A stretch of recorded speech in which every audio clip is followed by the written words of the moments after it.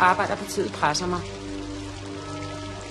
De insisterer på, at din affære med Yvonne Kjær har skabt mistillid blandt regeringsparterne. Det er jo latterligt. Og de har fået Amir med på vognen. Ej, altså, det er jo fuldstændig hysterisk. Hvad skal jeg give en offentlig undskyldning, ikke? Sorry, jeg had sex with that woman. Jamen, det er jo heller ikke noget med det at gøre. Affæren er bare en løftestang for et helt andet formål. Bent, de vil have Finansministeriet. Birgitte, det behøver du sgu da ikke at give dem, vel?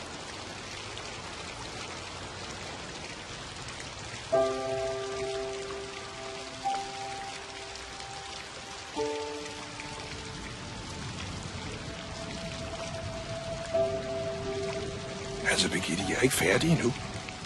Ja, det kan sgu godt være, at jeg ikke er særlig ung mere, men jeg har erfaring, og jeg kender spillet. Politik har været mit liv. Ja, og det er politik, Bent.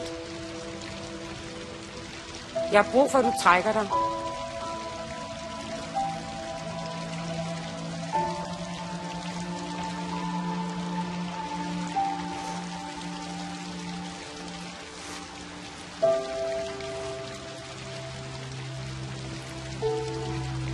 Ja.